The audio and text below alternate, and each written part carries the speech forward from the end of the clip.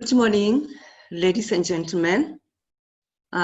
First, I would like to express my thanks and appreciation to Professor Frans Viljoen, the Executive Director of the Center for Human Rights, in giving me this opportunity to facilitate this meeting. You are all welcome, ladies and gentlemen, to the webinar, Civil Society Reflections on the Rules of Procedure 2020 of the African Commission on Human and People's Rights. Before I go into the program, I would like to give you some housekeeping rules. We will have a poll which will be running. I'm asking everyone to kindly attend to it and scroll down. There are some few questions that we would like you to answer for us, which are going to help us assess the level of understanding or of our participation at the beginning. And then we'll also run another one just before we end the meeting. We are very honored to have a very high-profile panel here of experts that have been working very hard at the African Commission on Human and People's Rights level.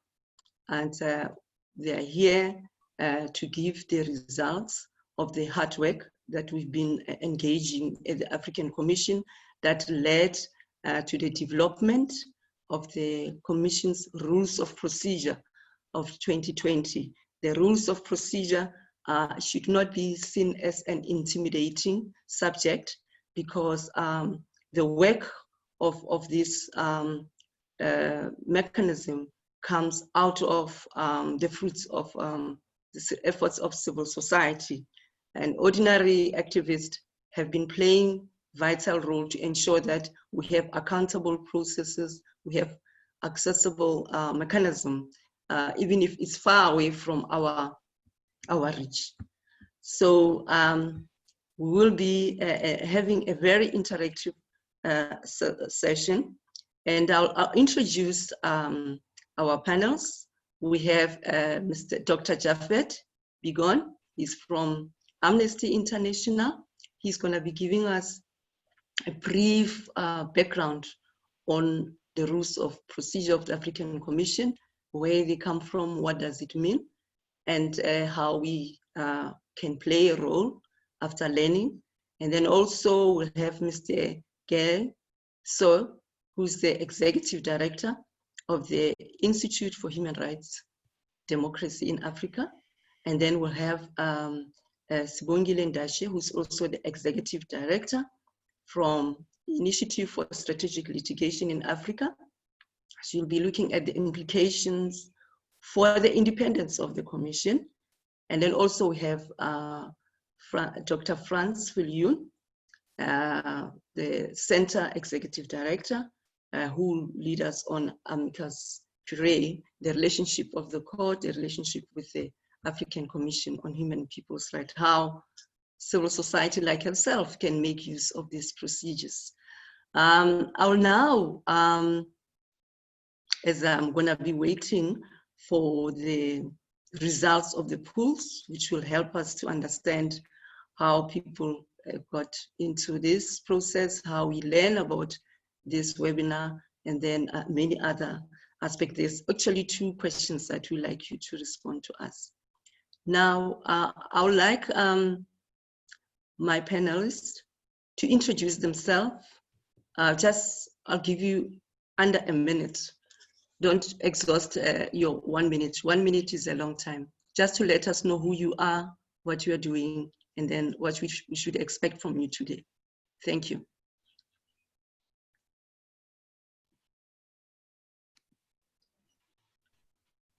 We'll start with Dr. Japeth, if you may introduce yourself. And I kindly ask the technicians to ensure that we have all mics of participants muted, and help us where our speakers have challenges with their mics. Thank you so much. We may proceed. Thank you, Corlett. I don't think I'll add much more than what you have already said. My name is Japeth Biegon. I work with Amnesty International with a focus on African Union advocacy. Thank you. Yes, thank you so much, Dr. Japeth. The next one, please. It will be Gaye, Mr. Gaye. If you can unmute yourself. Oh, sorry. Yes. Thank you, Corlett. Can you hear me? Yes, clearly. Okay, my name is Gaye Sowe, and I'm the Executive Director of the Institute for Human Rights and Development in Africa, a Pan-African organization based in the Gambia. We build capacity on the African human rights system, and we litigate before most of the mechanisms at the sub-regional and regional level. Thank you. Thank you very much, Gaye. And then we can go to the next one, is Sibongile. Hi, my name is Sibongile Ndashe, and I'm the Executive Director of the Initiative for Strategic Litigation in Africa. We are sort of a sibling organization to IHRDA, and with the main difference being we are a feminist organization, so we build capacity focusing on kind of feminist litigation, and we also litigate and work before the African human rights systems. Thank you very much, Sibongile. Prof? Yes. Good morning, everyone. I would like to just say good morning and introduce myself briefly. I'm Frans Viljoen, as Corlett said, here at the Center for Human Rights at the University of Pretoria. So you could ask yourself, but what are we doing here talking about civil society engagement? But I think the center considers itself really as a hybrid. On the one hand, we are an academic department inside the university, but on the other hand, we also really see ourselves as part of the NGO civil society community that tries to invigorate and somehow, bring out the best in the African human rights system. Thank you. Thank you very much. I was waiting to receive the results of the poll. Were you able to help us in completing the form? We'll really appreciate. So in terms of what we've received, we have 45% of people that are working with civil society, and they are very much interested in learning about the rules of procedure. And then also 41% is made of research, academic in this field. And then we have 50% of people that have an interest in the rules of procedure. And I understand they could have been even involved one way or the other. And then 21% we have students that are in the alumni groups of the Center for Human Rights. And then we have 10% of people who are working in governmental institutions and in this field that we are working on. And then also we have 19% of people who know very little about the rules of procedure, and they are very much keen to learn more. And then in terms of question 1, I think what I was giving the response was, what drew you towards today's webinar on civil society reflections on the rules of procedure? So this is the responses of what drew them here. The second question was, which statement best describe your view of the 2020 rules of procedure? We have a very interesting response. 64% of people, they do not have any specific view since they are not very familiar with this process that you are busy with. And then 7% of people, they have some understanding of the rules of procedure. And then also they believe that they represent a significant improvement and, on the rules of procedure. And 2% of the people, they say that the rules of procedure mostly represent a significant step backwards compared to the 2010 rules of procedure. And then 19% says that I have a mixed views since the 2020 rules partly improves and partly represent a step backwards compared to the 2010 rules. And then 9%, I'm excited about the possibility presented by the 2020 rules of procedure. So this is the results of our post. And now I'm going to be handing over to our panelists here. As you can see, we have different views with how people learn about the process, if they've been engaging, the caliber of audience we have, and then the meaning, how they view, their perception, how they view the current 2020 rules of procedure. Now, I also need to inform our audience here that we have selected specific areas of the rules of procedure. As you can see now, it is a very cumbersome and complex document, which will not give us enough time to exhaust it, all of them today. So we have identified specific areas which our experts have worked on.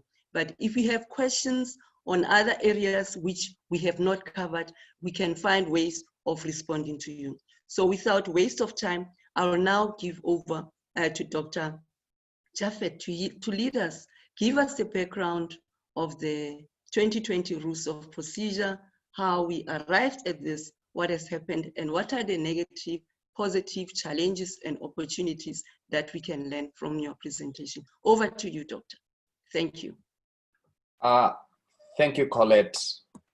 And thanks for the co-host of this webinar for convening it this morning, this afternoon. I want to make, in terms of the background to the rules of procedure, I want to use this opportunity upfront to make 3 particular points. First is that the rules of procedure really are a product of history and context. They respond to very specific struggles, issues, debates that have happened in the last few years concerning the effective functioning of the African Commission.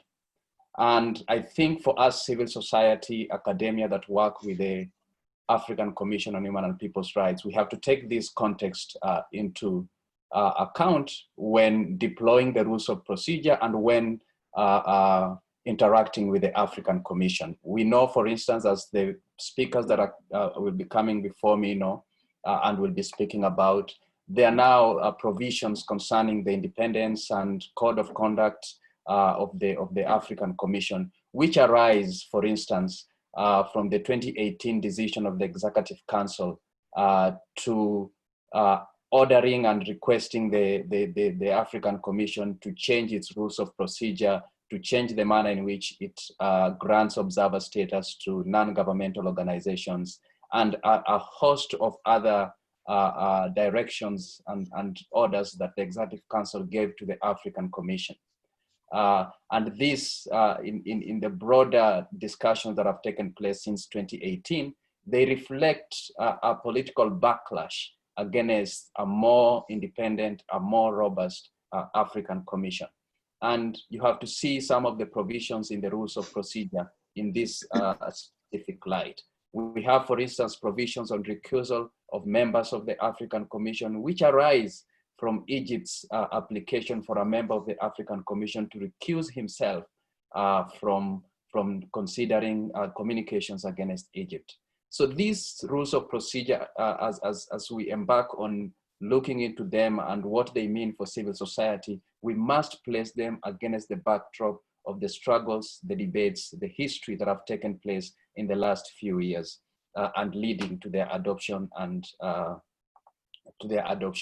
I know part of the procedure for the rules of procedure to be adopted were for civil society to make, civil society and other actors to make contributions.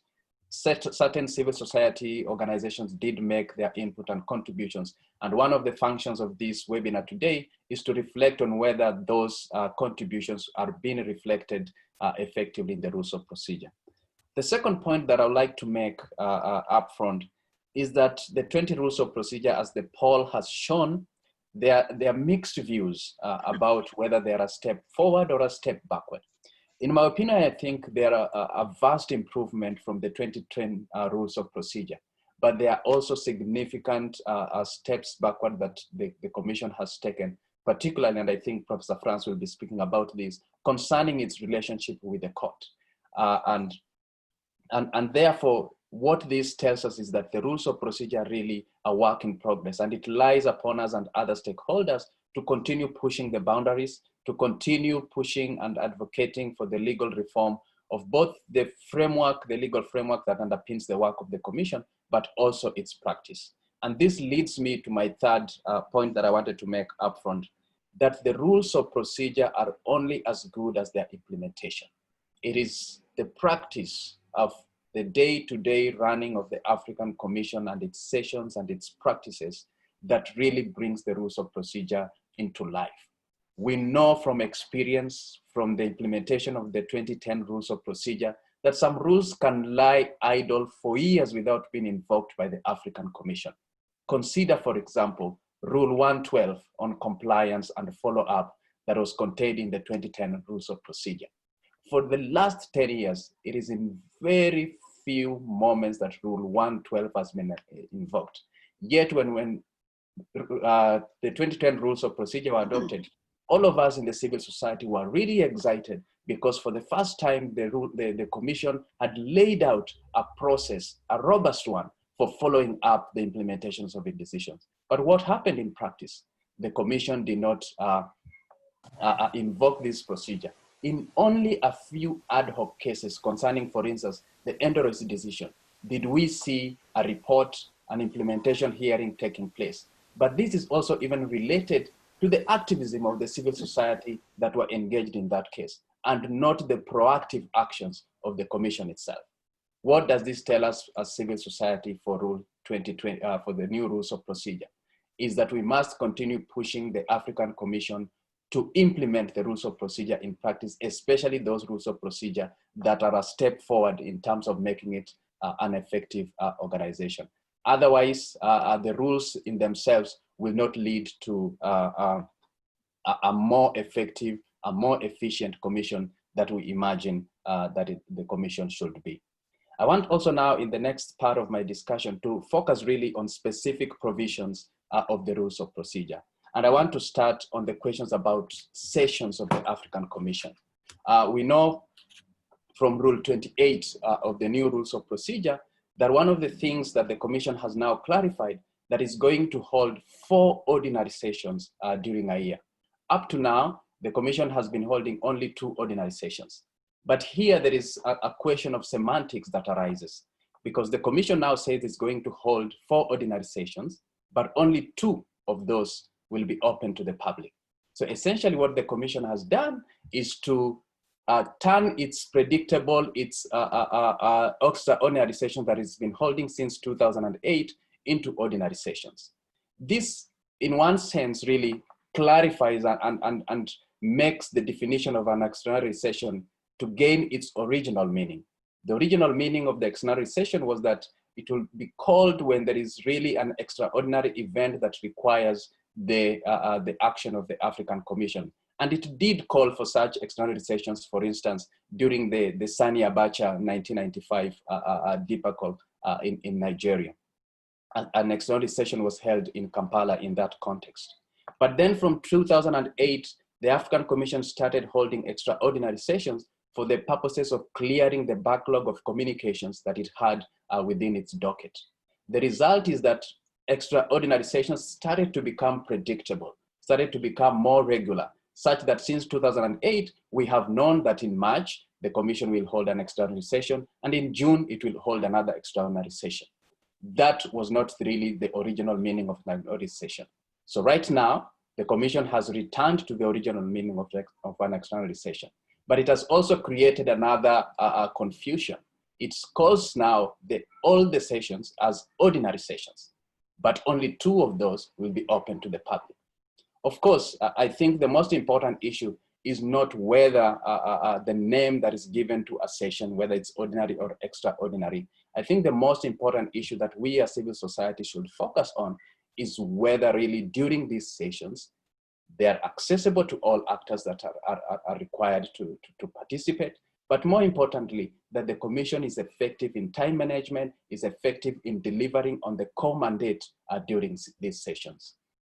And this brings us, me to the second point on sessions. You will see in Rule 30 Rule 33 of the new rules of procedure, the commission provides that any state party that hosts the sessions of the African Commission shall conform to the host agreement that it signs with the African Commission, and more importantly, guarantee the unfettered participation of all stakeholders. This provision comes really from the experience of civil society in the last few years. We know in Angola, several civil society organizations, civil society participant was returned back from attending that session. We know in Mauritania, civil society organizations working on issues of slavery were prevented from entering into that session by the Mauritanian government. And of course, we know the big blockage and actions by the Egyptian government from blocking civil society from participating in the 64th ordinary session that took place in Sharm el-Sheikh. These are the experiences that made the African Commission to insert Rule 33 into the rules of procedure, requiring host governments to ensure unfettered access to all civil society participants. Again, I return to my earlier point that really the idea is for the African Commission to take the bull by its horns in this regard. For we know that, for instance, in Mauritania, civil society did approach the African Commission and tell us that some civil society actors are prevented from entering these sessions. But what did the Commission do? Almost nothing. We know that we wrote to the African Commission not to accept to host the session to be hosted in Sharm el-Sheikh, but it did go ahead, and knowing full well of the risks and threats that would have happened if the session took place there. And in fact, at the end of it, civil society were proven right. Not only was civil society prevented, but we know there was a significant drop in civil society participation, from 346 in the previous session to only 81 civil society organizations in the Sharm el-Sheikh session. So here again, we must push for implementation of Rule 33 concerning civil society participation in the sessions of the Commission. Then I want to talk about the question about government and African Commission relationship with government. There is one important insertion in the new rules of procedure, and that is Rule 69.3 that concerns that the government should establish focal points that interact with the African Commission on a regular basis and receives communications from the African Commission and responds to that communication. We know that one of the big problems that has affected the Commission since its establishment more than 30 years ago is really non-responsive state parties. That it sends urgent appeals, it sends not verbals, but there is really no a response from the state parties. So this insertion requiring that state parties have focal points that interact with the African Commission is an important step forward. But again, it calls us at the domestic level to ensure that such focal points are actually established in practice. There are few countries that I know that have established such focal points, but across the continent, many governments interact with regional and international bodies on an ad hoc basis without a specific institution that is responsible for that engagement. I then also want to speak about the state reporting procedure. Here, there is an important step forward that the African Commission has introduced in Rule 71.3 concerning the deadline and period for submitting shadow reports. In the 2010 rules of procedure, shadow reports were supposed to be submitted 60 days before the ordinary session in which they will be considered. Now, in practice, it was almost impossible to submit the reports within 60 days. Why? Because most reports will be submitted and uploaded on the website of the African Commission just a few weeks or a month or two before the session of the African Commission. And it's even not easy to tell which reports will be reviewed or not. For instance, in the just virtual session that took place, 4 countries had submitted their shadow reports. But in the end, we know that it's only Mauritius that ended up submitting. Peut-on suivre la réunion en français, s'il vous plaît? We know that it's only Mauritius that finally reviewed that report. But now Rule 71.3 really makes it easy for us, civil society, to be able to submit reports because it shortens the deadline from 60 days to 30 days. This allows us that even if a report has been submitted late, we can still within a shorter period of time to submit shadow reports to the African Commission. But then here also on the question of reports, we see the Commission missing an important opportunity of dealing with one question that has vexed us for years and years. And this is about states that do not submit reports at all, or take 19 years like Eritrea, or 21 years like Gambia to submit their reports. In a recent analysis that we did last year, we found that countries that had submitted their reports in 2018, the average delay was 11.5 years of delay. Here, the African Commission should have borrowed, and some civil society had suggested this proposal, borrow from the experience of the United Nations system, where if there is really a long delay like we have witnessed, then a report can be considered or a country can be reviewed in the absence of a report. We know, for instance, most recently, the Human Rights Committee of the United Nations reviewed the human rights record of Eritrea in the absence of a report. But in Rule 81, in the new rules of procedure, the Commission really misses the opportunity to have inserted such a provision in the current new rules of procedure. And here, when we speak about countries that have never submitted a report, we know of Comoros, Equatorial Guinea, Guinea-Bissau, Sao Tome and Principe, and Somalia that have never submitted their report ever since they ratified the African Charter. Then finally, I want also to speak about the relationship of the African Commission with African Union organs and other bodies, especially the African Committee on the Rights of the Child. We know, like in Rule 137, it now concretized this relationship, especially with the African Children's Committee. And we know for years now, the African Children's Committee and the African Court have been participating in the sessions of the African Commission, and the African Commission has been participating also in their sessions, and they have been holding meetings of the Bureau of these bodies. But what we want to see in practice is actually more collaboration, not just in participation in sessions, but actually collaborations in actual issues that concern human rights. We know, like the children and the Children's Committee and the African Commission has adopted joint general comment on ending child marriage. They have also issued joint statements as recent as early this year. So we hope that this rule will be invoked for more active collaboration in normative development, but also in responding to human rights violations on the continent. But that is the easier relationship. The hard relationship with the political organs of the African Union, the Executive Council, the PRC, the Peace and Security Council. We know there is already movement in more engagement with the Peace and Security Council. But where things remain cagey is with the PRC and the Executive Council, given especially the history of 2018 and Decision 1015. So we hope that we as civil society will continue to be active and following up, and especially calling out on political organs when they try to step on the independence and autonomy of the African Commission, an issue that I think Sibongile will touch more when she speaks. I think I've spent 10 or so minutes and I'll stop there. Thank you, Corlett.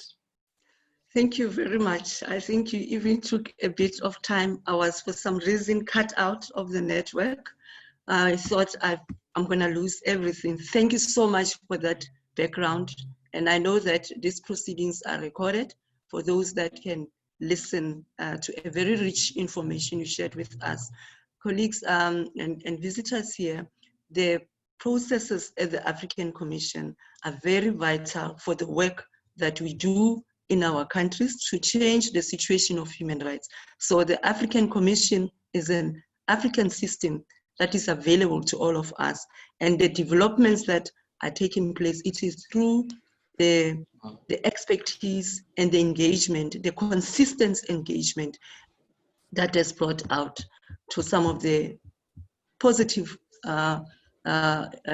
results that Dr. Japeth has just explained. So we're going to have the next speaker. I think the next speaker is Mr. Gaye from the Institute in the Gambia. I think, sir, in giving your presentation based on what the pool has shown to us on the perception and the impression around the rules of procedure, we would like to know your expertise around the rules of procedure and then what the organization has been engaging regarding the process. Thank you, Chairperson Corlett. I hope you can hear me well. Yeah, we are very much, of course, I know we do a few things with the Commission, but I'll be concentrating on the communications procedure. At the moment, we have close to 10 cases before the African Commission. So I'll be concentrating on the rules of procedure, the new rules, and how the communications procedure is improved, affected. You know, yeah. So in particular, I'll be looking at rules 101, 104, 105, 115, 116, 121, and 125. So I'll straight away start with Rule 101, which talks about investigative measures that the Commission can now proceed with, as in to the extent of investigating. That's new in the sense, if you look at the 2010 rules, there is absolutely nothing on investigations. But if you look at the new rule, as in Rule 101, you then begin to understand, of course, that clearly this only relates to investigations when it comes to communications before the African Commission. So one thing I would want all of us to look into is, if you compare this with Article 45 of the African Charter on the Rights and Welfare of the Child, which talks about investigations generally, and clearly going by this particular rule, which is Rule 101, which says Commission now, able to conduct investigations with respect to cases before it. Clearly, that, in my mind, speaks to communications that are filed before the African Commission. So, like I said, it's new, it's a good thing, in the sense it clearly says the African Commission can now get into investigations, but this is a civil society meeting. What I would invite us to look into is that part that says with respect to investigations, with respect to cases before the African Commission. So, which is very much a departure from what you have in Article 45 of the African Charter on the Rights and Welfare of the Child, because you don't have to file a communication or a case before the committee for it to commence investigations. But this particular rule gives the impression that such investigations can only arise when there is a communication. So I think as civil society organizations, food for thought, that's something we should look into. But I wanted, before I talk about the next rules, that is 104, 105, to say, of course, when we talk about investigations here, as in 101, the rules make it clear that the Commission can, on its own, for those of us who are common law lawyers, I hate the sound of it, we say the Commission can suo motu, on its own motion, decide to do an investigation, or parties to a case can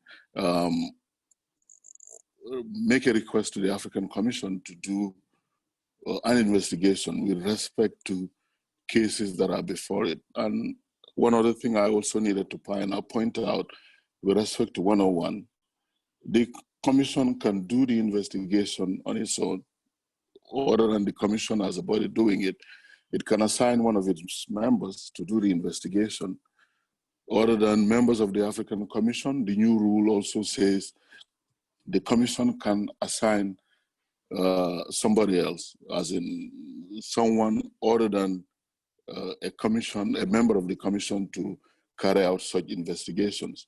So that, of course, would mean the Commission can get, an expert, somebody, an organ of whatever body to carry out the investigations envisaged in Rule 101.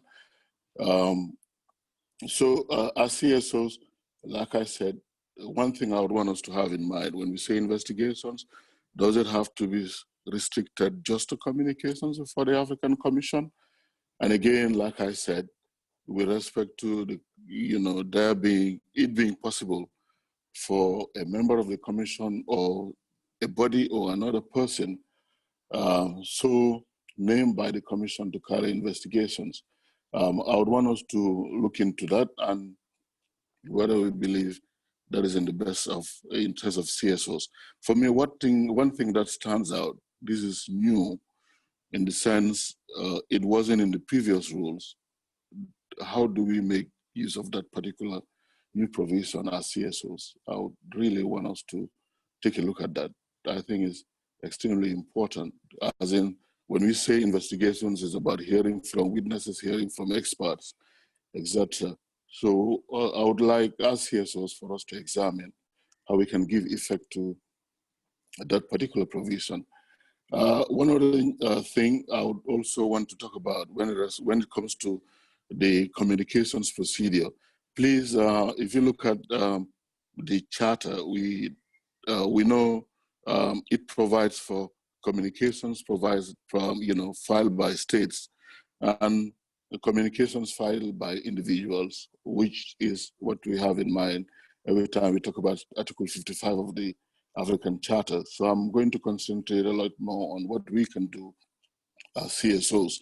So I would invite all of us to look at Rule 101 of the new rules, because it's important. It's new, important, and how as CSOs we can find a very good way of, making use of it. I think it presents very good opportunities. There is also in the new rules, at the rules 104, 105, relating to Amicus and Amicus briefs. If you look at the 2010 rules, Amicus provided for in one sub-rule, but that means not just in a whole rule, but like a sub-rule, like a paragraph, meaning maybe something you might mention in passing. It's important to note, of course, that now we have Amicus briefs, filing of Amicus, provided in two separate rules, and the provisions are a lot more detailed than we have in the 2010 rules, as in how you'd go about filing an Amicus, time limits. When you file an Amicus, your brief would have to be sent to the parties. The parties would have to get back to you within a specified period, and a host of other things. And by that, I'm looking at rules 104, 105. But of course, we are happy as CSOs that we now have more details when it comes to filing Amicus briefs. Because at the end of the day, like I said, one sub-rule is different from having this provided for in two separate rules, more elaborate, more detailed. But if you look at the new rules, they talk about anyone filing an Amicus, like the requirement that you must file an application before the African Commission, and of course the African Commission making a decision. What would that mean for CSOs? because I know I can give a few examples. One of our cases against Kenya, the Nubian adults case, I know the University of, is it Yale University, filed an amicus, and I can remember the university applying to the commission to be allowed permission to file an amicus. What do we mean when we say you need to file an amicus, an application to come in as an amicus, the commission having to rule on whether you should, you shouldn't. At the end of the day, would that bring into the fore access to justice issues? That is something I think we should look into our CSOs. Of course, I understand how important judicial mechanisms are, quasi-judicial mechanisms are. I mean, at the end of the day, if you were to file any application before any court, please, you would have to forgive me for my common law background. At the end of the day, whatever paper you put in would have to be with the leave of the court. Is that something the commission is now trying to introduce, in the sense, if at the end of the day, the commission doesn't give you the go-ahead, it wouldn't be possible for you to file an amicus brief? I don't know. I think as civil society organizations, it's important we look into that to make sure whatever the commission does with respect to filing amicus briefs, we definitely wouldn't be adversely affected. My organization has a few cases before the ECOWAS court, and of course before the commission court. And I can remember in any of the cases, particularly the ECOWAS court cases, for us to, or maybe whoever is applying for an amicus, to make a specific application requiring the ECOWAS court to give permission before you can apply an amicus brief. Amicus is like a friend of the court. And I don't think in our everyday language, you need permission from your friend to allow your friend to visit you. I think it's important we take a look at that, because it really, really might have very serious implications on access to justice issues. But I'm happy for one thing. If you look at I'm not really talking about the provision in amicus, even the procedure. Now, there are timelines, which is a good thing. You apply to the commission would send you, after giving you, that permission, the commission would, send information to the parties in the case to share the brief with you within a specified period, and the amicus would then have to send back its brief to the commission within a specified period, 30 days, which is a good thing, because for those of us who've litigated before the commission for years, we always would complain about the time it takes for it to decide. So I'm really, really happy about the timelines, but as CSOs, what would that mean for us? Do we, for example, see restrictions, or we would say at the end of the day that the rules are much better? But I just wanted to point out, instead of just having that provided for as an amicus brief in a sub-rule, we now have that provided for in two separate rules, so which is a good thing. So it's not only about amicus, but the procedure you must follow. I think that's a plus, but at the end of the day, do we say the new provisions have gone as far as we all would want to? I would want us to look into. I'm going to look at rules 115 and 116 together. 116 talks about seizure. For those of us who, are very conversant with procedure before the commission, we all know there are three different stages: seizure, admissibility, merits. That's no longer the case with the new rules of procedure. In the sense, seizure is now no longer an African Commission decision. It's for the Secretary to the Commission to rule on seizure. And what I like about the new 115, 115 is the Secretary to the Commission is given time within which she has to rule on whether to be seized of a matter or not seized of a matter, which is a good thing. We've been litigating before the commission for more than 2 decades. And I remember fully, letters we would get from the commission telling us the commission wasn't able to rule on your application for CSER. So it's now deferred to the next session. So it's a good thing now that CSER is no longer, a matter to be decided by the African Commission. Now it can be decided by the committee, and Rule 115 is really, really very clear about that. But other than, of course, as CSOs, we always would celebrate the fact that CSER is now administrative. You don't have to file a case in July, wait for the commission to sit in October, November, just to be told the decision is CSER is now moved to the following year. Now the secretary is given that particular power. So as CSOs, I would want us to look into that. I think for me, personally, I think it's a good thing. But before I move on to the next point, there are some issues I wanted us to take a look into. If you look at section 115 of the new rules I'm talking about, 2E, section rule, whatever that is, that rule, sub-rule says, if you look at the 2010 rules, they just talk about if the victim is not the author of a communication, for the victim to be properly identified. But now we're talking about, if you look at the new rules, in addition to the victim being identified, 115 sub-rule paragraph E says, together with sufficient proof that the victim consents to being represented by the complainant, or justification why proof of representation cannot be obtained. Does it mean now, before we file a case, we have to get consent from those we represent? Of course, I understand the issue of legitimacy. I can sit in the comfort of my bedroom in the Gambia to file a case against Sao Tome and Principe. It's always good to have that connection. But we know, of course, in Africa, we have illiteracy problems, awareness issues and all that. How progressive is that?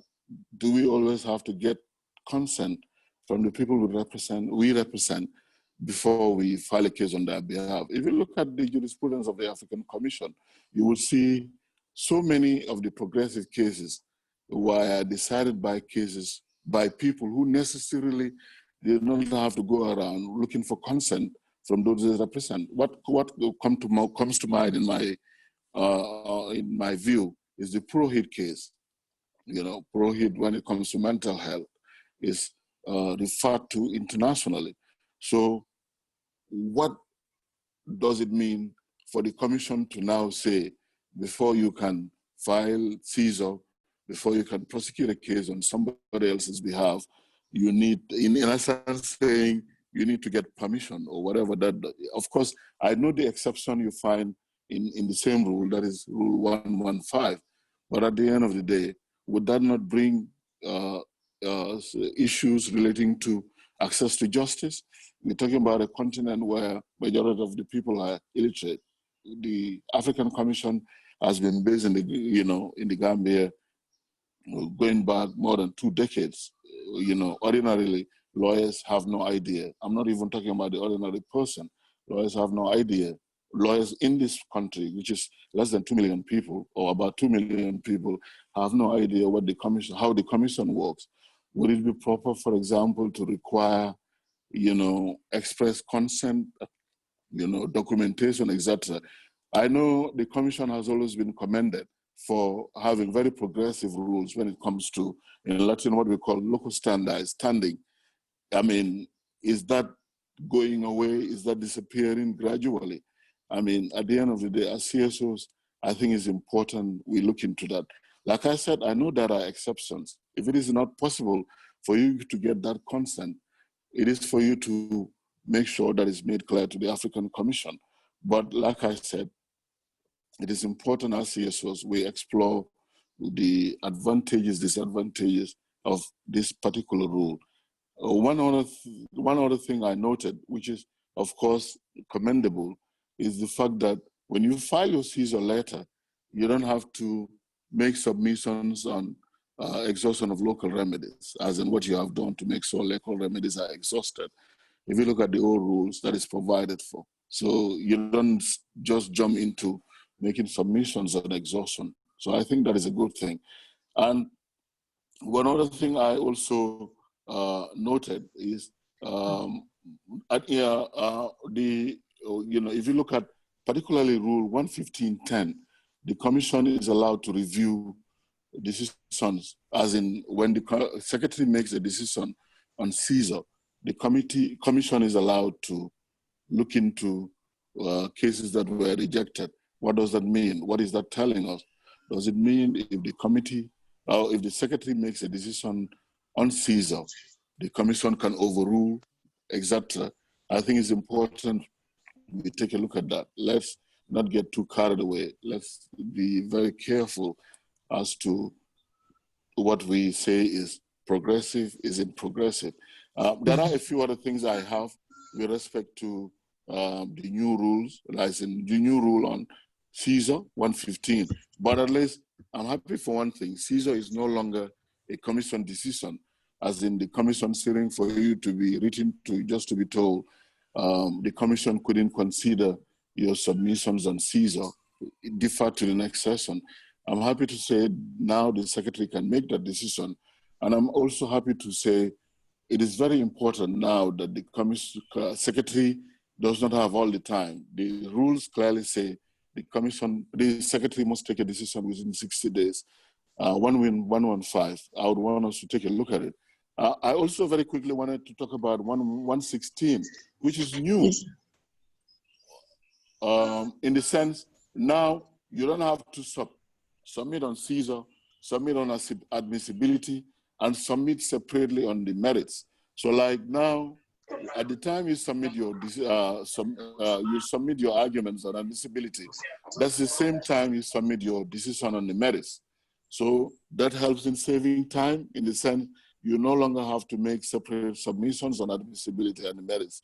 For those of us who have litigated before the Commission for years, we think this is a big, big plus, in the sense you don't have to submit arguments on admissibility. If it is submitted before the session, just for the Commission to sit and tell you your consideration of your submissions on admissibility now deferred. You know, taking 1, 2, 3 years for the Commission to decide on admissibility, then invite you to get to the next stage, which is merits.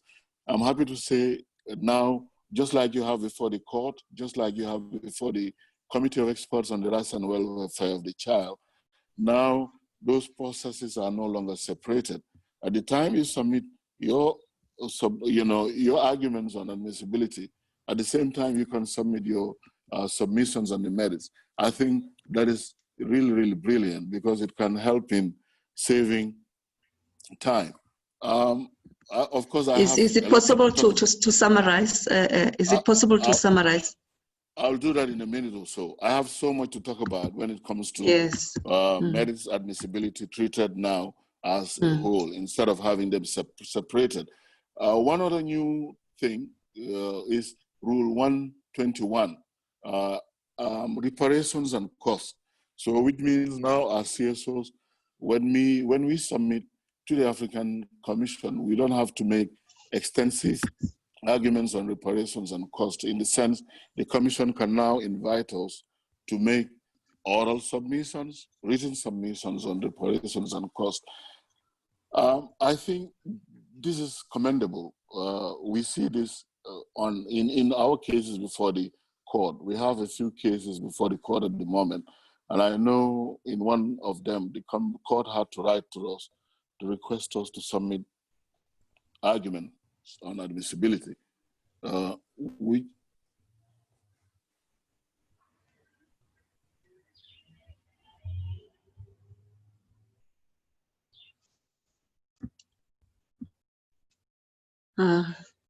Have you lost?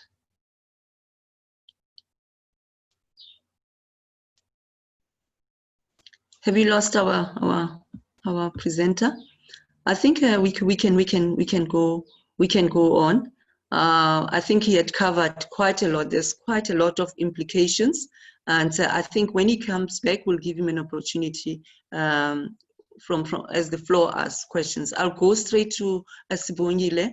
Sibongile, there's a lot that Gaye has highlighted on the implications, and one of issues that you're going to be covering is the independence of the African Commission on Human and People's Right to function, to do its function independently, and to carry out its mandate without any influence. He has highlighted that there needs to be a permission for some communications that civil society need to put forward. So there are quite a lot of issues that have got gray areas. Can you lead us on this intervention that you have been carrying on for quite some time? Thank you. Thank you, Corlett. Yeah, I'm just looking at the time, so I'm just going to.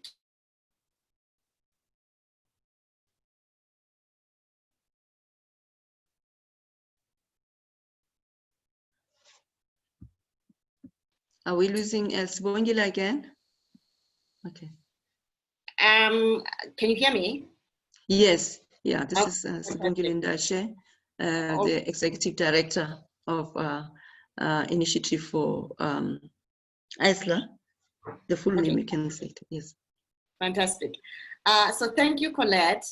I'm just going to go into the implications for this struggle for independence of the African Commission. And I think most of us will remember about 2 years ago when Decision 1015 came out in 2018, which really shocked a lot of people who engage in the African human rights systems around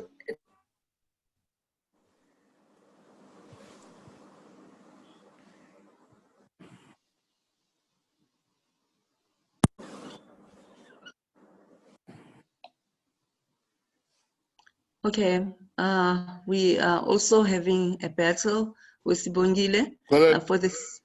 Can I just, I just wanted to refer to a few provisions. I'm sorry I was disconnected. Very quickly, in less than a minute, I wanted to refer to a few provisions, at least I think CSO should have in mind. Okay, all right. Yeah, is that okay? Yeah, it's okay. It's okay. I think maybe if you could also switch off your camera, it will make it easier for us. Yeah, thank you. Okay, that's fine. Yeah. No, I very quickly wanted to refer us to Rule 121, which now makes it possible, like I said before I was disconnected, for submissions to be made on reparations and costs. I would invite those in the meeting to take a look at that. That's Rule 121.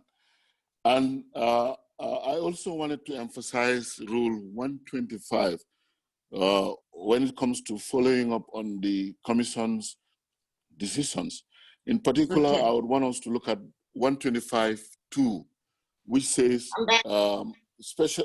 specialized human rights institutions or with affiliate status are now allowed to report to the Commission on what a state is doing with respect to implementing decisions or recommendations adopted by the African Commission, which is very, very important in the sense you can now see the rules clearly make it possible for NHRIs or bodies that are similar to NHRIs to report to the Commission on what the state has done to implement recommendations adopted following a communication.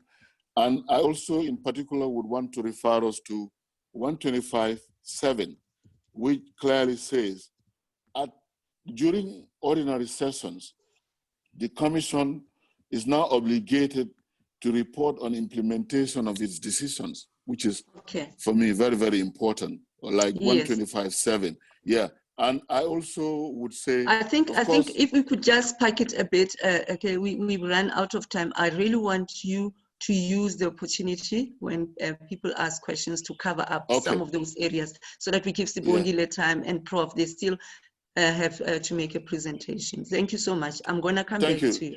Thank you. Yeah, thank you. So you're still narrating, Sibongile, the struggles of the advocacy around the independence of the African Commission. Please go ahead.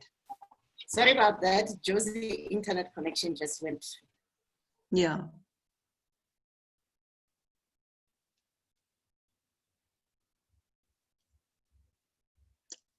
Okay, we might jump to Prof.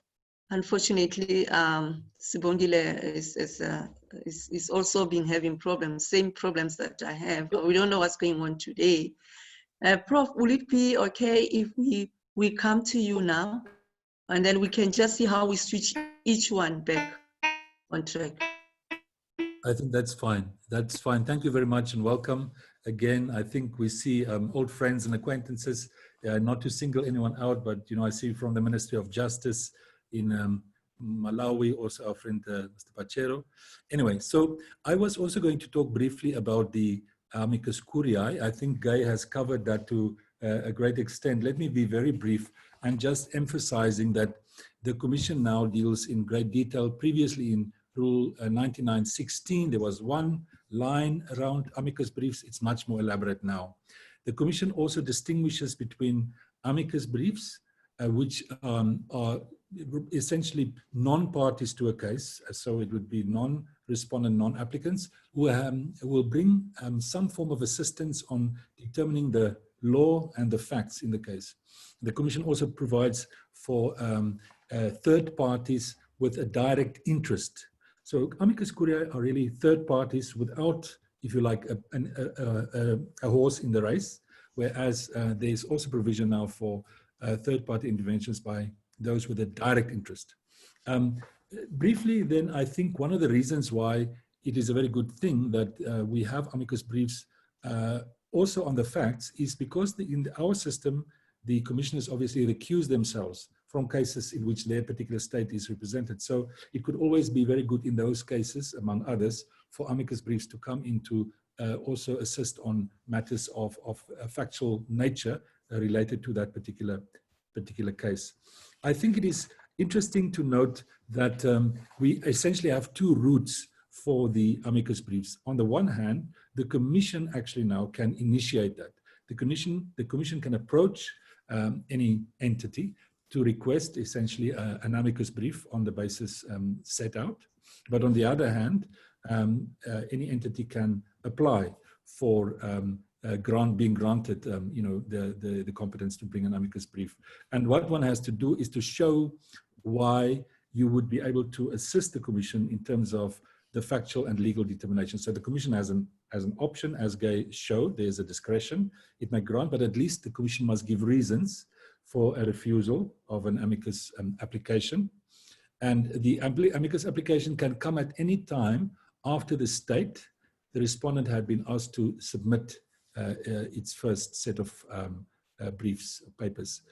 The reason why amicus briefs had not been used much in the system obviously relates to the lack perhaps of a detailed legal kind of structure, which is now in place, which is a good thing. But the second reason certainly is around the lack of information about pending cases. How does anyone interested in perhaps providing this kind of service to the court or to the Commission, how does such an entity become aware? That has not been addressed. The issue of confidentiality is certainly still paramount. If one looks at the rules, it says that the amicus must respect the confidentiality as per Article 59, but it says it must respect the confidentiality of the parties' pleadings. So I think it does not mean that the amicus brief cannot perhaps be published, as long as in that process the pleadings of the other party is not specifically compromised. That could be a delicate measure. But I think the point here is that there's a better legal basis, but what perhaps needs to be done is that the Commission should somehow have a roster of cases that anyone would know that these are the pending cases and know what provisions of the Charter that deal with what the issues are. So without breaching the confidentiality of what the case is all about, that there's a way in which potential amicus briefs could be, if you like, triggered by information that is available. I think in the civil society network, ourselves can also, through, for example, the litigants network, the litigants group, share better information and look at how we can complement each other's work and work towards these amicus briefs. The second issue, Corlett, Chair, that I was going to address is the relationship between the Commission and the court. Obviously, the court has been established to complement the Commission's protective mandate. So one would expect some kind of elaborate contemplation about this interrelationship. I think the issue of the relationship between the two entities is even more important now than ever before, because as we know, there is this pushback by states in terms of the acceptance of direct access to the court. Up to now, the court has been busy mostly because individuals approached the court directly through the avenue allowed by states making a declaration under Article 34.6. Because 4 states had retracted that, there are only 6 states left. We would anticipate that not many states would at the moment come forward to make these declarations. I think it becomes more and more pertinent that the Commission should exploit fully its competence of, if you like, animating and invigorating the court's jurisprudence and its, activities, operations through referral of cases to the court. So I would want to go back for a moment to the rules of 2010 and just refer back to that Rule 118 that said that the Commission can refer cases in 4 instances to the court. The first would be when the Commission had decided the case, there's a decision on the merits, a recommendation has been made, and the state does not comply with that decision by the Commission or recommendation. We know that the Commission had not referred any case on that basis, and the reasons being, also located in history, that the Commission has established a jurisprudence, that the Commission members often felt that should not perhaps be second-guessed by the court, and the notion of res judicata was invoked also in this respect. The second possibility was that once the Commission had made a provisional measures order that was also again not complied with by the state, the matter could be referred to the court. The third was more about the nature of the case, not the phase, but the nature of the case, namely massive or serious violations of human rights. Cases could be referred to the court. And then the fourth was Rule 118.4, this very open-ended phrase, the Commission can at any stage of the proceedings refer a case to the court. So some had said, but actually that is the all-encompassing phrase. The rules previously basically said the Commission can refer a case at any stage. And it made some precision that yes, it could do it after the case has been decided on the merits or provisional measures. And then in terms of the nature of the case, which is somehow something different, the Commission can also refer cases on the basis of massive or serious violations cases before it. We know that the 3 cases that were ever referred to by the Commission to the court had been in this middle category. Either they were cases of massive violations, and the Libya case and the Gaye case, and also where provisional measures order had not been complied with, or recommendations such as the Saif al-Islam case also with Libya. So how does the rules of 2020 now change the situation? I think it is a bit uncertain. I think the Commission, regrettably, I think has not given us much more clarity than there had been before. In fact, perhaps the inverse is true, because the one rule that speaks very specifically to this matter is Rule 130, where it now says that the Commission may, before deciding on the admissibility of a communication before it, refer the case to the court. So the only explicit provision in these rules of procedure is setting this in motion, namely that the Commission can really be a conduit. A case comes to the Commission, and without dealing with the case, without dealing with admissibility or anything else, the Commission refers the case to the court. I think Japeth referred to the context that we also have to keep in mind, and I think we have to keep in mind the context of this withdrawal by states of their Article 34.6 declarations, and the danger that if the Commission should become a conduit of cases to the court, that states may further see this as a kind of an effort to subvert or circumvent Article 34.6.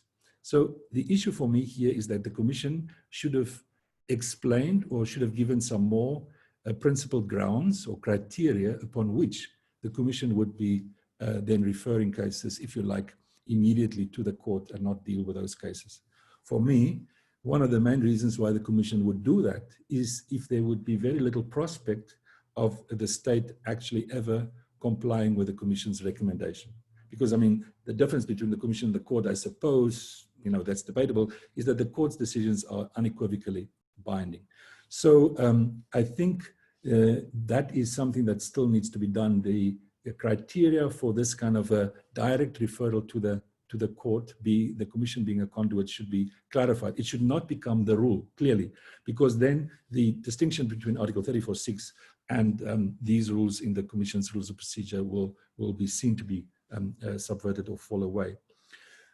Does it mean that the Commission can still refer matters on other phases or stages of the proceedings, for example, after admissibility, after the merits decision had been taken and reparations or recommendations had been made?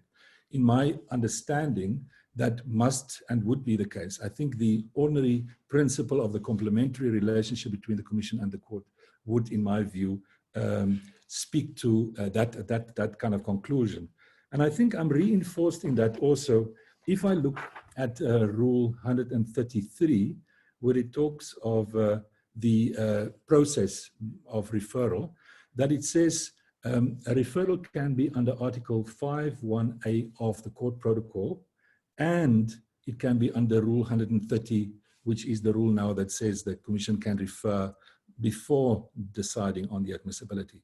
I think the understanding I derive from the rules is that the Commission can certainly refer still at any stage of the proceedings. That is the logical inference. The Commission receives communications.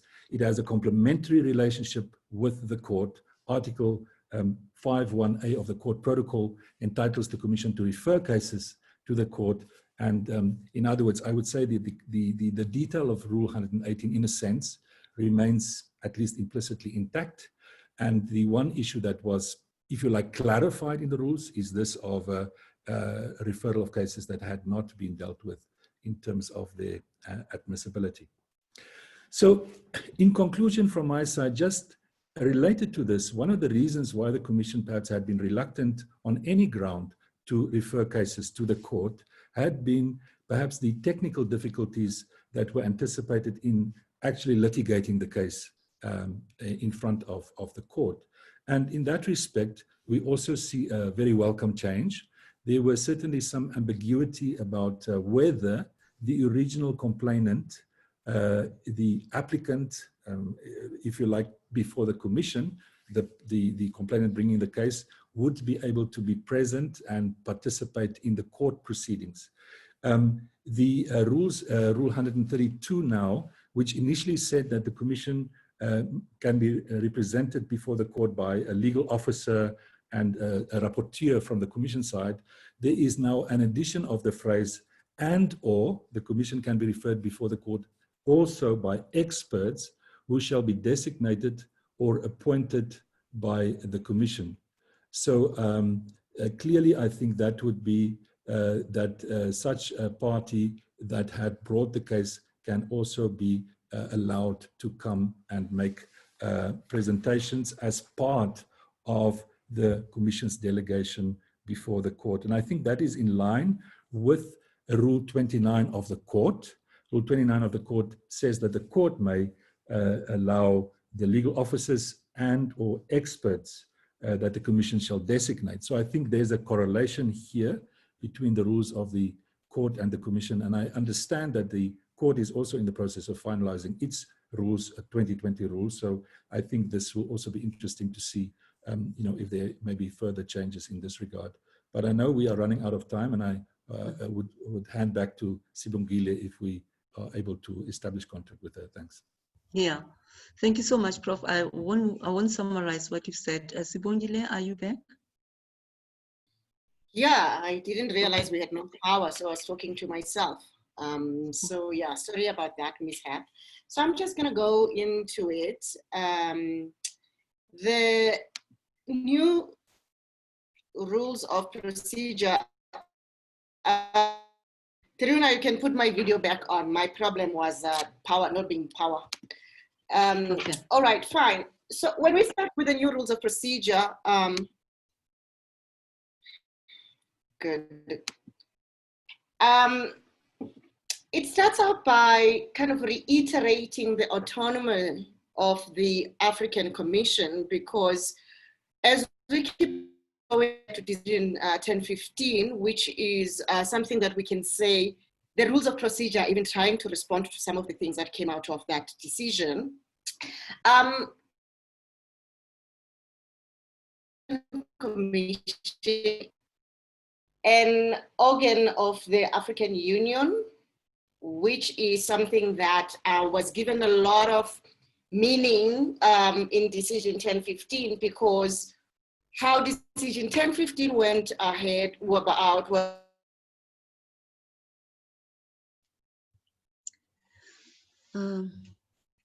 I think Sibo will have to ask you to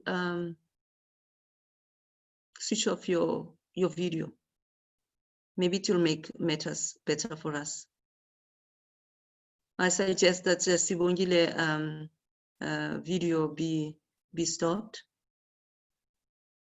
Mute Sibongile's video. Are you back, Sibongile? I think in the meantime, what we'll do, we'll start by identifying questions. People can start raising their hands and asking questions. You can ask specific question to a presenter, and then also to general questions. And also, in the meantime as well, I see we have a poll. I remember at the beginning we attended to a poll 1, so this is poll 2. In it, the question is, which statement now after, that best describes your views of the 2020 rules of procedure? So you're gonna choose one. At the beginning, you remember you gave your own perception. Some people were feeling that the rules of procedure are a step backward. How do you feel now? And then also, has this webinar on civil society, reflections on the rules of procedure of the African Commission, met your expectations? Is this what you expected? Scroll down, you'll see all the questions where you can select an answer. And then the third one, what was the most valuable aspect of this webinar?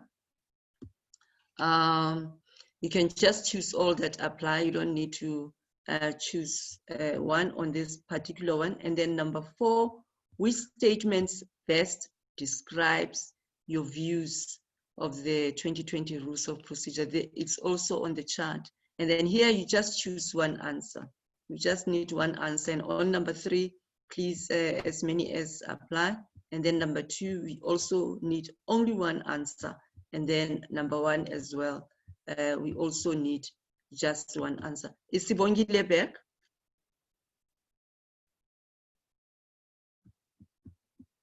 I don't see Sibongile back. Is it possible that we could identify the hands, people who want to ask questions? Please raise, there are some icons here where you can react by raising your hand, asking your questions. I'm gonna ask the technical team behind to help me identifying questions and comments that we get on the screen from people.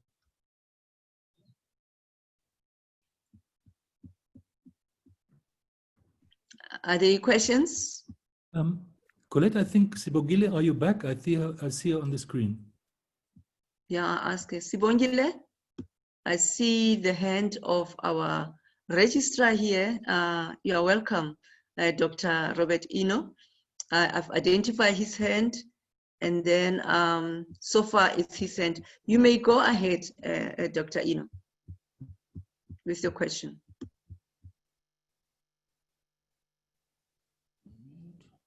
Yes. You may go ahead. You. Yes, thank you, Corlett, and good afternoon to my colleagues, friends all over. And let me take this opportunity to congratulate the organizers of this webinar. I wanted to seek one clarification from the presentation made by Dr. Japeth with respect to the ordinary sessions of the commission. My My interpretation seems to be a bit different from what Japeth was saying, except if I didn't get him properly. The rules provide that the commission will have 4 ordinary sessions, 2 of which will be private sessions. My interpretation there is that there'll be 4 ordinary sessions and only 2 of those sessions will be open to the public. The other 2 will be private sessions in which the public will not be invited. But at the same time, the commission reserved the right to organize extraordinary sessions. This is provided for under Rule 29. So that is my interpretation of that. I don't know whether that is what Japeth was saying. With respect to Amicus, let me just say what the commission has provided now is similar to the practice of the court. The court requires that if you want to submit an amicus brief, you first of all apply and send to the court the brief indicating the contribution that you are going to make. This gives the court the opportunity to assess whether what you are bringing is different from what it already has in the file. In order not to waste the time of the court, if the court does not deem it necessary, if the court already has that information, it will turn down your request to submit the brief because it will be a waste of time. So I think maybe that is the same principle the commission wants to adopt, to ensure that it receives briefs, only briefs that is going to help the court, because an amicus, as we know, is a friend of the court seeking to help the court to arrive at a just decision. With respect to the relationship between the commission and the court, I want to indicate that in Rule 130, and I think in some other rules relating to the relationship, there has been a lot of use of the word referral. And it's a bit uncertain whether this word simply means that the commission will refer the case to the court and allow the original complainant before the commission to proceed with the case. In one of our meetings with the commission, we had insisted on the commission to use the word seize the court, because parties before the court file cases and they seize the court in their name. And the commission has indicated that whenever it refers a matter to the court, it becomes an applicant before the court. So the word referral may be a bit misleading because it presupposes that the commission will refer the matter and may now send the original complainant to prosecute the case. With respect to the commission including the original complainant before the commission to be part of its delegation, this is not very clear before the court, because the court has a separate provision in its rules which indicates that it may allow the original complainant before the commission to take part or to address it. This happened in the Ogiek case, where the original complainant before the commission specifically requested the court whether it could intervene. And the court granted the original complainant permission to address it. The original complainant did not come before the court as part of the delegation of the court or as an expert. It will be defeating the whole purpose of Article 34(6) if the original complainant were to appear before the court as part of the delegation of the African Commission. So that is why the court made a separate provision indicating that if it deems it necessary, it may hear the original complainant before the court separately, not as an expert, not as a witness, but in their own capacity as original complainant before the court, the commission rather. I will stop here, but I'll request that I be given the opportunity to speak again if something comes up that I may need to give a clarification. Thank you.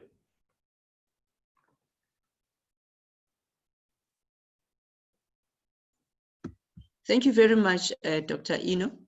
Can I have the opportunity to give Sibongile a chance to speak before we ask Dr. Japeth to respond, and other presenters as well? Is Sibongile back? Okay. All right. Over to you, Dr. Japeth. Thank you, Corlett, and thank you, Robert, for that question or clarification that you've requested. I think me and you and also Gaye Winfred, who has commented on the same, agree on the interpretation of the rule on the ordinary session. So both the sessions, ordinary sessions and extraordinary sessions, are maintained. I think the slight nuance that I tried to bring into the discussion is that as we have known ordinary sessions since they began to be held more than 30 years ago, is that an ordinary session would have the public invited to segments of it. An extraordinary session would more often, and all extraordinary sessions have so far been private sessions. But now the commission says that there will be certain ordinary sessions that will be completely private.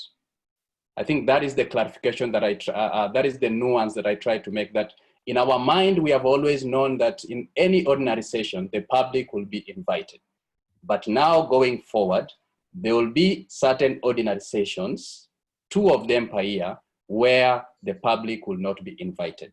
But the interpretation of Rule 28, the rule is, I think we all agree, there will be ordinary sessions, there will be extraordinary sessions when they are called, but certain of them will be private and certain of them will be public. I think that is the clarification that I wanted to make, that it changes in our mind and in our, how we always known the ordinary sessions to be, that certain of them now going forward will be exclusively private. Okay, thank you very much. Are there other comments that our panel will want to add? Is there anything that you think you could add on the question that was asked by Dr. Eno?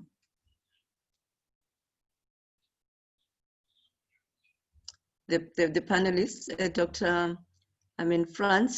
Professor Frans, do you have any addition? And also, we still have Mr. Gaye, who will add up on some of the issues that he was unable to complete. No, thank you very much. I think Sibongile may be back, so we could see if she can connect and briefly this point. But just maybe to reflect on the point that Dr. Eno raised in respect of the amicus briefs, that obviously the amicus would have to make out a case. Why is it important for this particular amicus voice to be heard as a friend?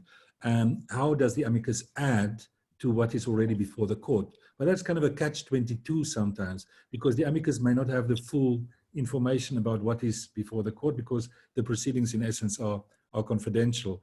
So I think, I wondered if the court, so to what extent is there some systematic way in which the information about what the case is about would be available beforehand, so that a potential amici could have that information, because I think once the amicus is admitted, in the commission system at least, the amicus will now get the pleadings of the parties. So the amicus can now obviously tease it out. So I suppose what I'm suggesting is that the threshold test should be quite, well, low in a sense, that the amicus who's applying will not have perhaps the full extent of knowledge of the case. So the amicus may from the available information make out a case about what the potential contribution could be. So I think it's a bit of a conundrum, but I can see also that one needs to at least show what new you will bring as an amicus. Thank you. Okay, thank you, Prof. I'll ask Mr. Gaye to also make a... Thank you.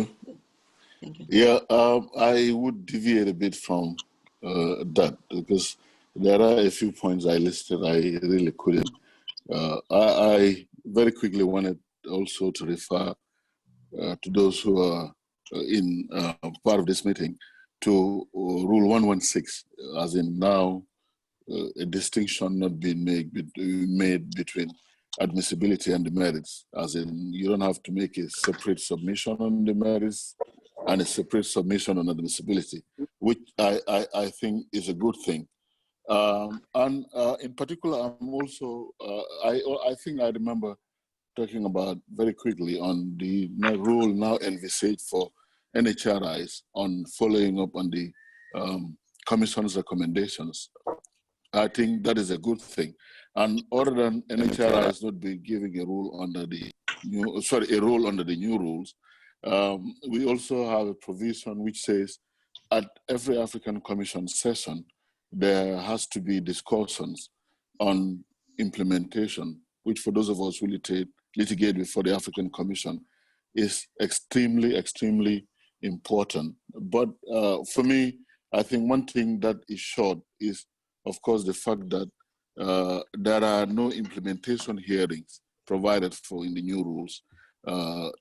When you litigate a case successfully before the Committee of Experts on the Rights and Welfare of the Child, which is a newer body, after a year, 2 years, the committee would invite parties in the case to make oral submissions on implementation. That is not provided for in the rules, because sometimes face-to-face exchanges help a lot in making sure the recommendations are implemented.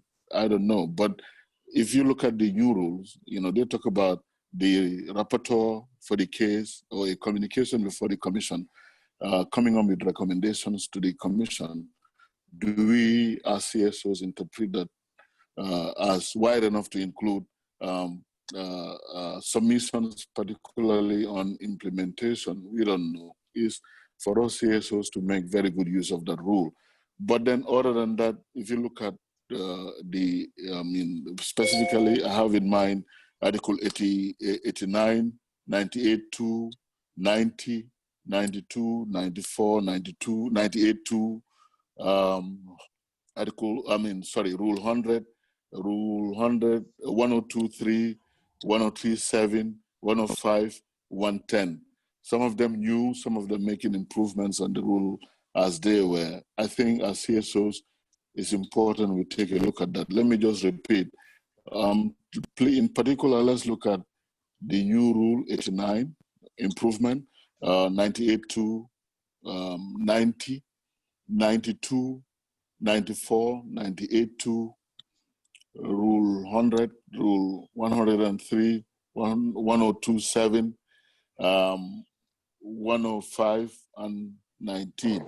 Yeah, but for me, what stands out, our frustration has always been on what we must do to make sure the recommendations of the commission are implemented. No proper follow-up. Of course, new rule saying the NHRIs, etc., can be involved. The commission has to table issues on implementation at every session. But we were thinking the best would be making sure the government, the complainant brought together to have direct communication on what was done, what is being done on implementation. I think in that respect, the rules fall short. I know what I'm saying now doesn't speak directly to the issue Dr. Eno raised, But I think they're important in the sense it's not just enough for you to say, I have filed, you know, a dozen cases before the commission and I won all of them.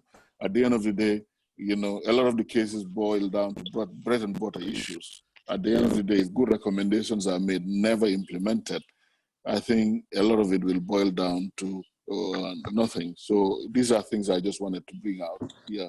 So there are, like I said, improvements here and there, but that does not mean, of course, that we can raise questions with respect to the new rules. And some of the questions you can file in my earlier presentation and in some of the provisions I just read out. Thank you. Been having challenges with society.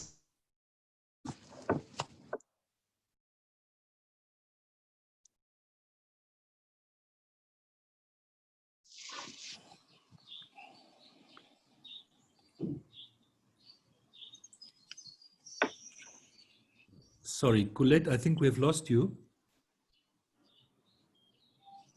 We have lost our chair.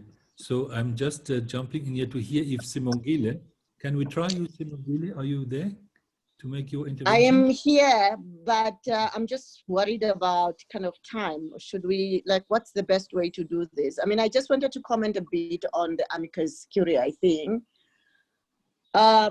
One of the things that these new rules of procedure have introduced as far as Amicus is concerned is this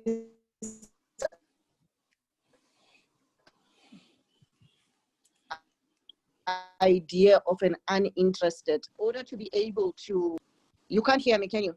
No, it's back again, it's back. So this idea of that when you apply to be amicus, you must have no interest in the matter. And I do think that that's a very shocking development because we are seeing it before some sub-regional bodies and also some national courts. Because there is really no party that will go to court when it doesn't have, you know, some interest, even if it's a broader interest in an issue, on an issue. So for example, if you are a women's rights organization, you have an interest, you know, in the elimination of discrimination against women. So for these rules of procedure to require you not to have any interest, you know, in the matter, it's quite scary. So I think the rules of procedure could have just stopped there, you know, in terms of saying who can go to court as an amicus, as a friend, and set out the criteria. But this qualification that you need not have an interest in the issue is really a step back, because we are going to have to spend time trying to now interpret what this lack of interest is going to be about or should be about. So it's something that's very kind of peculiar, but on the continent, we have actually seen these things that you are too interested, you know, in some way on the issue. And that means that there will be very few organizations that are able to submit, because if you have an interest because you're working on an issue, then these rules of procedure take you out.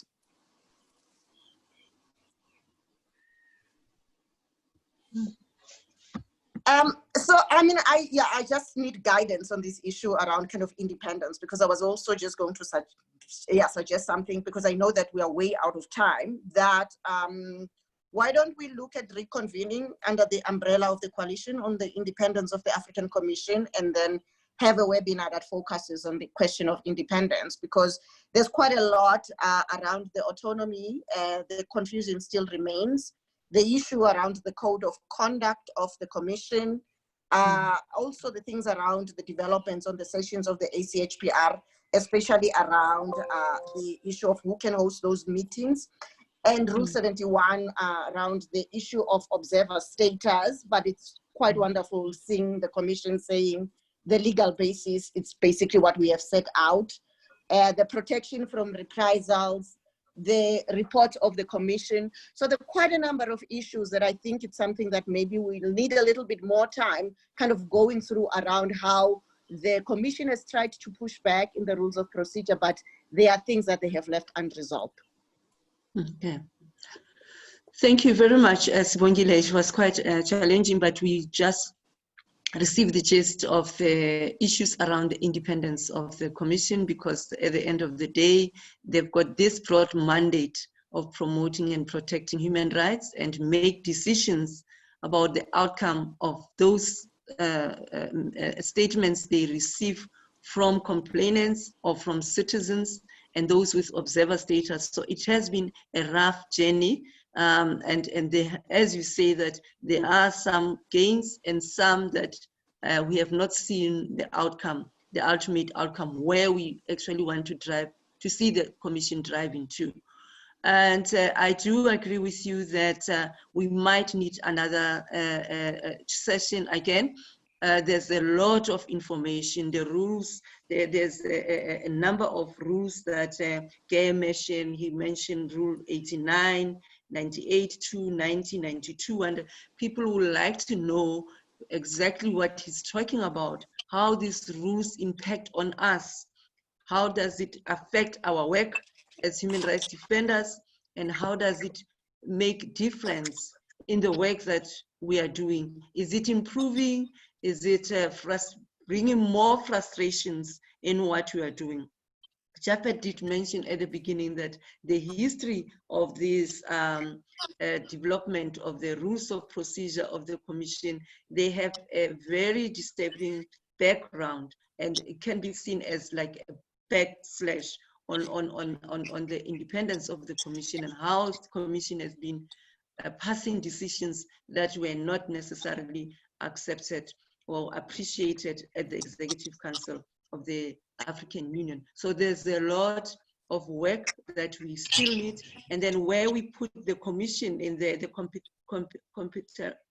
complementarity between the Commission and the court as well, that area, how the Commission makes referrals and how the Commission, you know, becomes supported as well, and us as Amicus is not as easy and straightforward as that. So there are still some groundwork that needs to be done. There are some obstacles, and he has said, Japeth said that the progress, we are making progress in the push, and however, these resolutions, these rules of procedures, whether the effectiveness of them will be gauged by our action, our implementation in advocacy, in making them to be realized or applicable by the Commission and to member states and other aspects of the national human rights commissions who have got an opportunity to receive the concluding observations from the state report process, for them to play a role, to advocate, to make sure that implementation takes place. So we still have a lot that needs to be done in terms of our understanding, in terms of popularizing them, in terms of making the Commission to be independent, and in terms of eliminating the implications that Gaye has spoken about. I think we will need to have that. We are busy now with poll 2. I don't know if we were able to respond to question 1. Which statement best described your views on the rules of procedure? What has sticked out? What has come out for you? So just choose one question, and the other one has the webinar, for example, met your expectation? Did it help you, or there are still some gaps? So just tick one answer. And the third one is, what was the most valuable aspect of this webinar? You can choose more than one there. And then also the fourth one, which statement best described your view of the 2020 rules of procedure of the African Commission? Choose one. I don't know if we already have responses so that we can share with them now. I don't know, is Dr. Robert, is your hand up? I see your hand up. Yes, my hand is up. Okay, all right. Let me give you an opportunity before we go to the responses from the pool. Thank you. You may go ahead, Doctor. Yes, thank you, Madam Moderator. Just wanted to respond to Prof's intervention on the amicus. The practice at the court to facilitate the public to be able to submit amicus brief we request applicants to submit together with their application a summary of their case. And where they do not do that, we summarize the case at the registry. If you go on the website of the court, all the cases have what we call case summaries. We intend to start uploading the entire application, I think, by the end of the beginning of next year. But for now, we publish a case summaries, and based on the case summary, we've received quite a number of responses for the public to act as amicus. So that is one way we enable the public to be able to contribute. Chair, I have two other issues that I want to raise with the participants. The first one is the court's concern. So many judges have expressed concern with respect to Rule 130 sub 1, which says that the commission is the court provided that the respondent state has ratified the African Court Protocol. The majority of the judges are of the view that that last part in that sub-rule is not necessary. It is for the court to make that determination whether a state needs to ratify the protocol before being answerable before the court. As far as the court is concerned, the rights that the court and the commission are established to protect are guaranteed in the charter. And the protocol simply established a mechanism to give effect to those rights. And so the majority of the judges think that the commission need not put this barrier that provided that the respondent state has ratified the protocol, but should allow that determination to be made by the court. And in any case, there are instances where the state itself, if it finds itself before the court, can decide to proceed with the case irrespective of whether it has ratified the protocol or not. The second issue is with Rule 130 sub 2, which requires that the commission must obtain the consent of the original applicant, original complainant, before referring the matter to the court. My question here is it necessary for the commission to obtain the consent of the complainant before seizing the court, in view of the fact that it is the commission that makes the determination whether a particular complaint before it is suitable to be filed before the court? Secondly, it is the commission, given its role as defender of human rights, just like the Inter-American Commission would do, that makes the decision to approach the court. Is it therefore necessary for the commission to seek the consent of the complainant before referring the matter to the court? Of course, these are food for thought, and I just thought I should raise them for you, especially as civil society, to brainstorm on them and see whether we can take this discussion further on these two issues. Let me end by informing you that we are going to be publishing our own new rules by the end of this month. The court adopted those rules on the 26th of June during its last session, and we have now cleaned them up. We will definitely be publishing them towards the end of this month, and we'll appreciate if you can also organize a similar webinar of this kind to discuss them. I thank you. Thank you so much, Dr. Ino, for really giving us more work, assignment, and food for thought. I think it has gone to the ears of the civil society here and the panelists, and we can see that all these questions have highlighted more and more on the independence of the African Commission, a kind of procedural aspects that are mentioned in your questions. They just really open up more kind of way for us to see that there is an attempt to lessen the independence of the African Commission. I don't know, I'll just now go to the answer, what the poll has provided. I think we've got very interesting answers. We have 10% of people that are saying that they do not have any specific views since they're not familiar with the new rules of procedure. So people need to understand what are these. I think we might need to do a workshop so that they're more in part and then they can understand which is the specific issue that they're taking home with. And then the 23% says that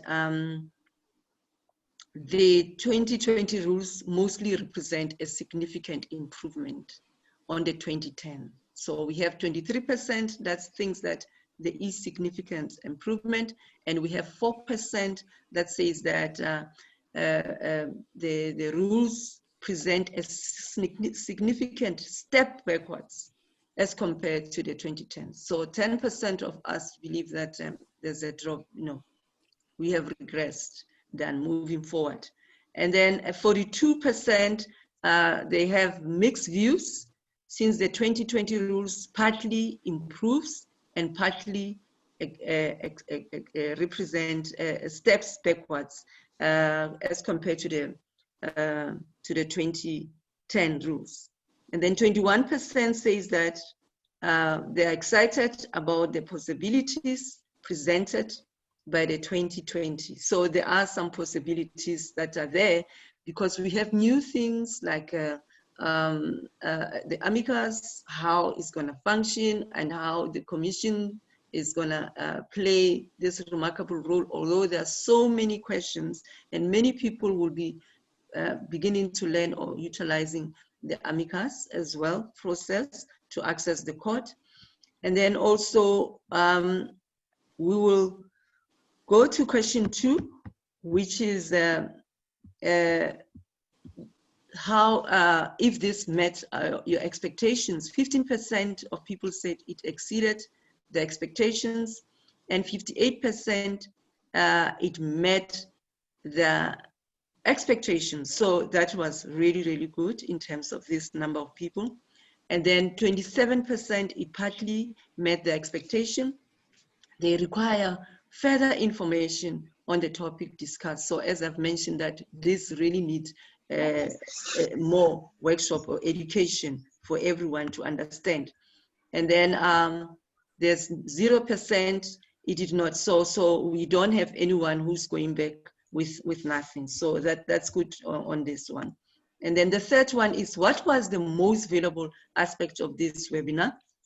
So there are many interesting responses. The webinar changed my views on the topic, 21%. And then 29% says that the moderator provided valuable information and held the conversation together well. Thank you. And then 63% says that all panelists provided insightful contributions on the topic. I agree with him. It was very, very insightful and informative, despite the challenges, the network connections that we are facing. And then 19% said some panelists provided insightful conversation on the some. I think it's got to do with the network. And then 6% says the questions posed by participants were thought-provoking. Thank you for that. And then 38% says that this is a topic discussion in light of recent adoption of the 2020 rules of procedure of the African Commission.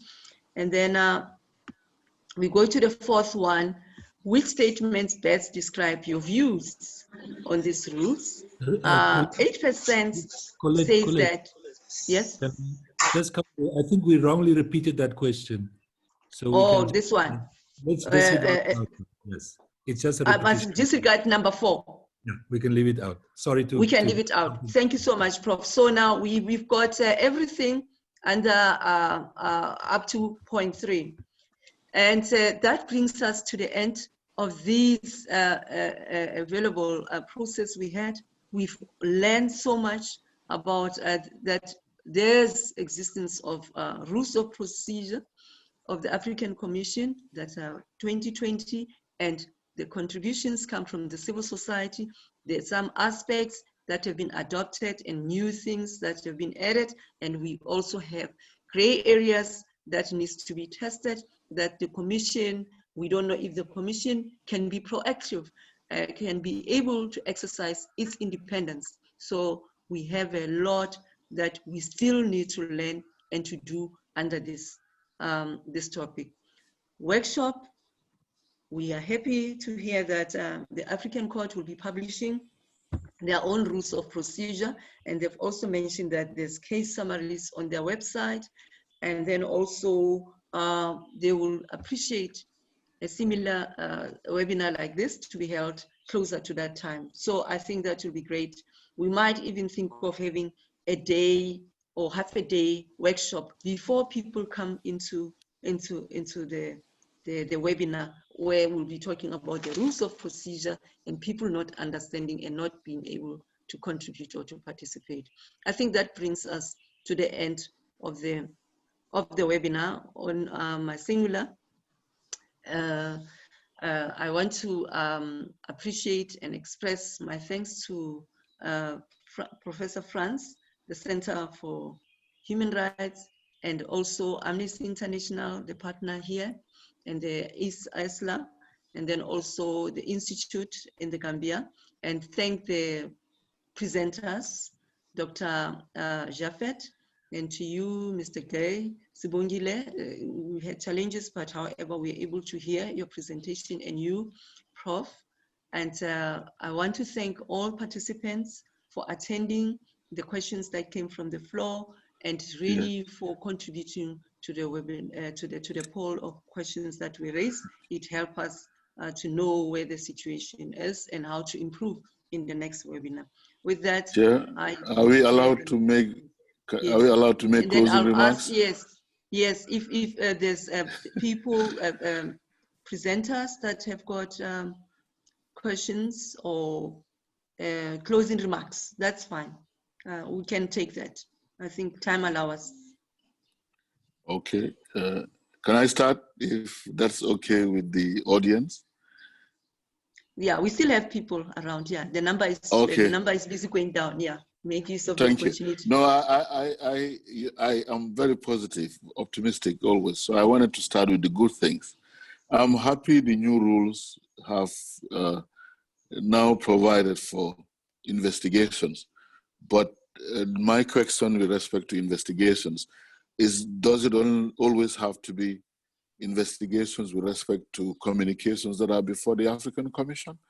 I mean, if you look at Article 45 of the Charter on the Rights and Welfare of the Child, you don't have to have a communication for the committee to commence investigations.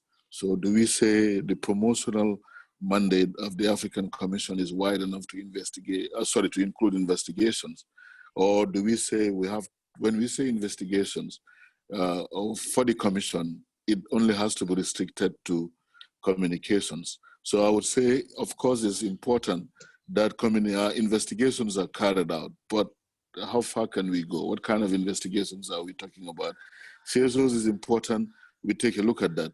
Another plus is the detailed rules on filing an amicus. I think that's commendable. Like I said earlier, moved away from being a sub-rule to having about 2 separate rules providing for that. CSO admissibility demerits. CSO is now administrative. You don't have to file a case before the African Commission. Wait forever for the Commission to sit rule on your submissions on CSO. And of course, another plus is the fact that admissibility merits are now merged. You don't have to make a submission on admissibility, wait for 3-4 years for the commission to rule on whether your case is admissible, not admissible, and then invite you to make submissions on the merits. I think that is a fantastic thing in the sense it helps in condensing. Yeah. Can I?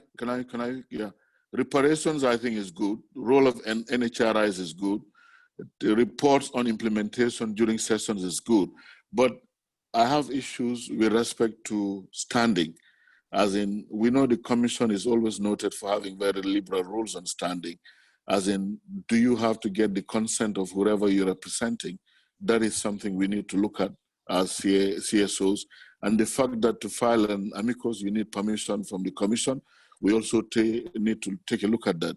And I think with respect to following up on decisions adopted by the African Commission, there is a lot that needs to be done. The committee allows implementation hearings, but the rules as they are, the African Commission rules don't provide for that.